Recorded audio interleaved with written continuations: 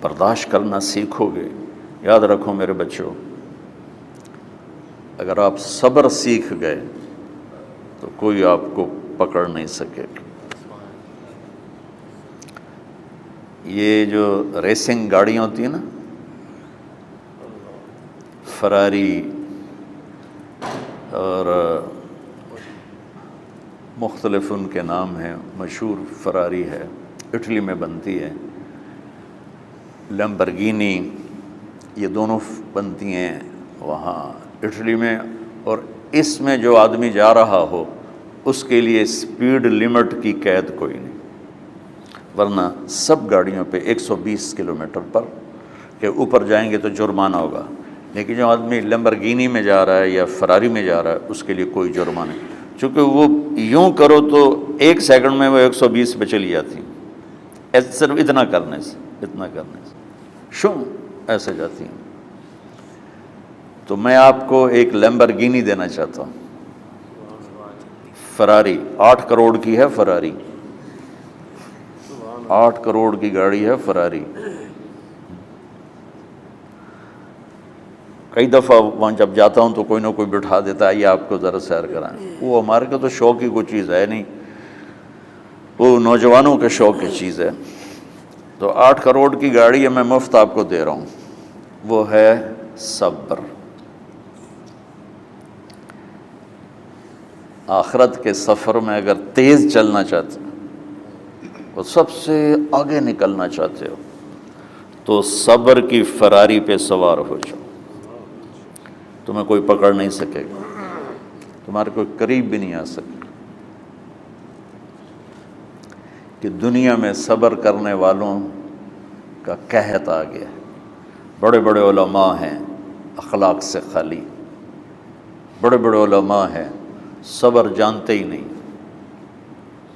اور پورا معاشرہ سر علماء، تم کل کے علماء ہو اس لیے علماء کی بات کر رہا ہوں، ورنہ پورا معاشرہ میرے بچوں صبر سے خالی ہے. تم سیکھو.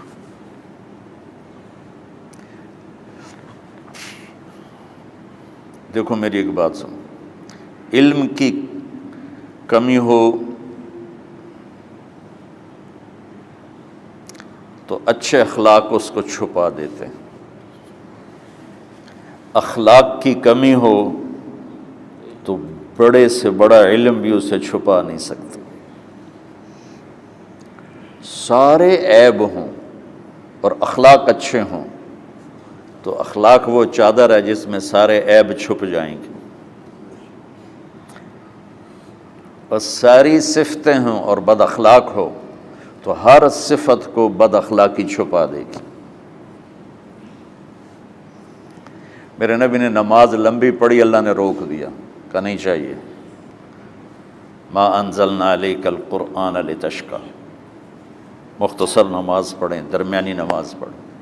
پیسہ سارا خرچ کر دے، اللہ نے روک دیا. ولا تبسطها کل البسط، میرے نبی سارا خرچ نہ کرو، کچھ بچا کے بھی رکھو. تبلیغ میں اپنی جان کھپائی، اللہ نے اس سے بھی روک دیا. فلا تذهب نفسك علیہم حسرات، تبلیغ کرو خود نہ مر جاؤ. تبلیغ کتنا بڑا عمل ہے، اللہ نے کہا اعتدال. نماز کتنا بڑا عمل ہے، اللہ نے کہا درمیانہ ہاتھ رکھو. مال خرچ کرنا کتنا بڑا عمل ہے، اللہ نے کہا درمیانہ ہاتھ رکھو. جب میرے نے میں نے اخلاق میں بلند پرواز دکھائی تو اللہ نے کہا شاباش انک لعلی خلق عظیم. میرا نبی میں آپ کو شاباش دیتا ہوں، آپ کے اخلاق بڑے عالی شان ہیں. یہ نہیں کہا کہ اتنے بھی ذرا تھوڑا اکھ بھی کھائی کر، کوئی کوڑا ہویا کر.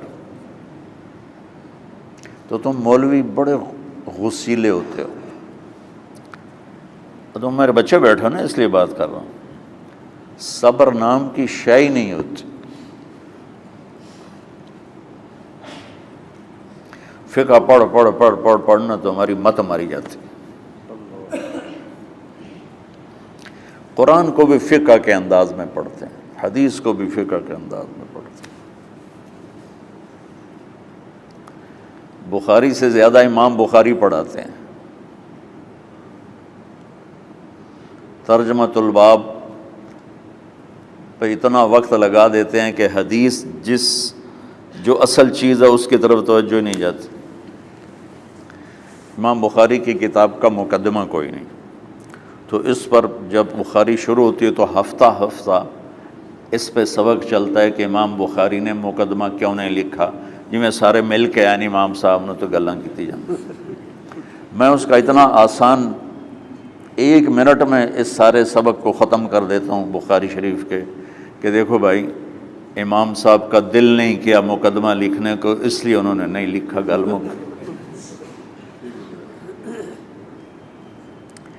ایک حدیث کے عنوان اور حدیث میں جوڑ نہیں تھا، تو شیخ رمزی بہت بڑے فاضل آدمی ہمارے فیصل آباد، میں نے کہا شیخ یہ جوڑ کوئی نہیں، کہا شیخ ھذا من اصعب ابواب البخاری، یہ بخاری شریف کے مشکل ترین ابواب میں سے۔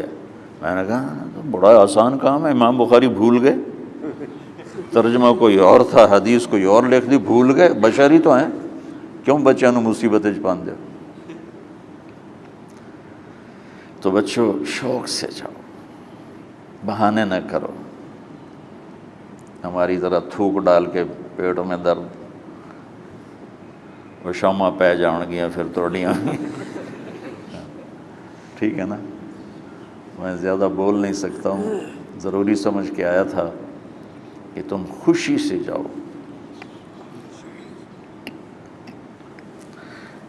پھر اس میں جو ناگواری آئے گی اسے برداشت کرو گے تو پھر آپ کا صبر بڑھے گا۔ تمہیں صرف میری شہرت نظر آتی ہے، اس میں جتنا مجھے صبر کرنا پڑا ہے وہ تمہارے سامنے نہیں ہے، جتنی کڑوی گولیاں میں نے کھائی ہیں لوگوں سے وہ تو تمہیں نہیں پتہ۔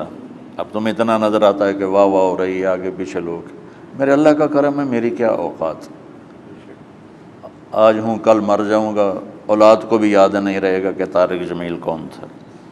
جو ہے اس میرے رب کا کرم ہے، مجھے اپنی شہرت سے کبھی دھوکہ نہیں لگا، تو میرے بچوں اس لیے بتا رہا ہوں، کوئی فخر نہیں، کہ مجھے اپنی شہرت سے کوئی دھوکہ نہیں، ایک لمحے کے لیے بھی مجھے دھوکہ نہیں، میرے دل کی گہرائیوں یہ بات اتری کہ سب میرے اللہ کا فضل ہے، اور برائی کرنے والا اور اچھائی کرنے والا میری نظر میں برابر ہو گیا ہے۔ برابر ہونے کا مطلب پہلے سمجھو، تم مجھے گالی دو گے مجھے تکلیف ہوگی، تو میری تعریف کرو گے مجھے خوشی ہوگی، اس کو برابری نہیں کہتے، وہ تو ایک طبعی چیز ہے۔ یہ میں نے ہاتھ پہ اپنا ہی ہاتھ مارا تو اس کو درد ہو رہا، تو اگر میں مولوی شوکت صاحب سے بدتمیزی سے بات کروں گا تو ان کو تکلیف ہوگی، اور میں ان کی قربانیاں بیان کروں گا۔ یہ ذرا کھڑے ہو نا،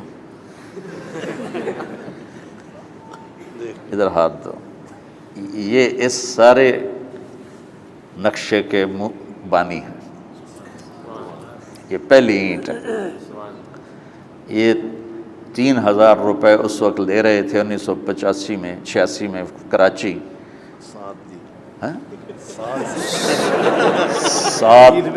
7,000 ان کی تنخواہ تھی، اور میں نے ان کو تلمبے میں بلایا 900 روپے مہینے پر۔ کتنا فرق ہے 7,000 اور 900 کا؟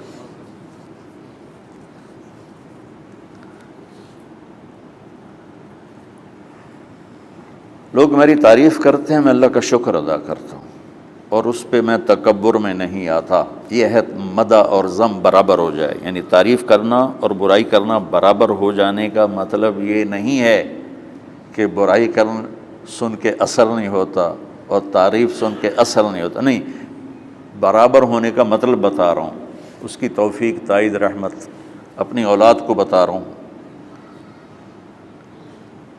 کوئی میری تعریف کرتا ہے میں اللہ کا شکر ادا کرتا ہوں اور اپنے آپ کو بھولتا نہیں ہوں، کوئی میری برائی کرتا ہے تو میرے دل میں اس کے لیے کوئی منفی جذبہ نہیں پیدا ہوتا۔ یہ ہے اچھائی برائی کو برابر کر دینا، کہ میرے اوپر مختلف الزام لگتے ہیں تو میں ان کو پی جاتا ہوں، اور اس طرح کا معاملہ کرنے والوں سے اپنے دل کو بالکل صاف رکھتا ہوں، بالکل صاف، اور میرا ان سے معاملہ اسی طرح ہوتا ہے جیسے پھر آؤ جی